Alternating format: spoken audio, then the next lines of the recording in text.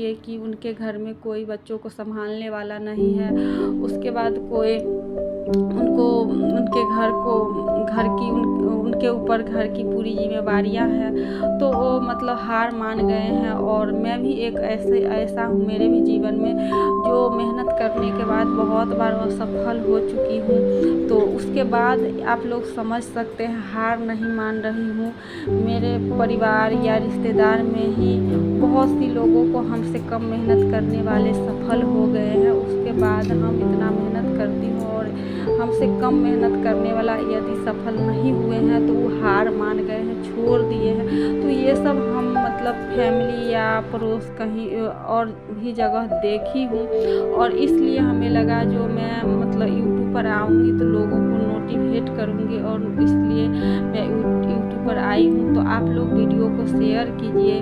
उसके बाद कोई भी सवाल है तो आप कमेंट कीजिए। और जब भी मैं पढ़ाई करती हूँ सुबह में, तो हर वीडियो में मैं ये बातें करती हूँ। जो कोई भी टॉपिक पर पढ़ती हूँ तो मैं सबसे पहले उसको लिख कर याद करती हूँ।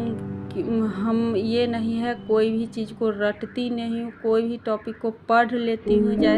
जैसे कि भारत की जलवायु हुआ, भारत की जलवायु तो ज्योग्राफी में है, जो समझने वाली चीज़ है वो मतलब रटने वाला भी नहीं, लिख कर भी उतना नहीं है कुछ, लेकिन ज़्यादा है उसमें समझने वाला। जैसे भारत की नदियाँ हैं, जो उसको हम बार बार लिख के तब याद करती हूँ। ये नहीं है जो मैं उसको पढ़ कर याद करती हूँ, लिख कर याद करती हूँ। तो मेरे पढ़ने का यही तरीका है, और कम समय में मैं इतना मतलब अच्छा पकड़ सिलेबस में हो गया है। तो मेन कारण वही है, क्योंकि आप कितनों बार 5 बार 6 बार 10 बार भी लिख लीजिए, पढ़ लीजिए, और एक बार आप लिख लीजिए तो 10 बार का बराबर एक बार करेगा। तो इसलिए हम लिख कर पढ़ती हूँ, याद करती हूँ।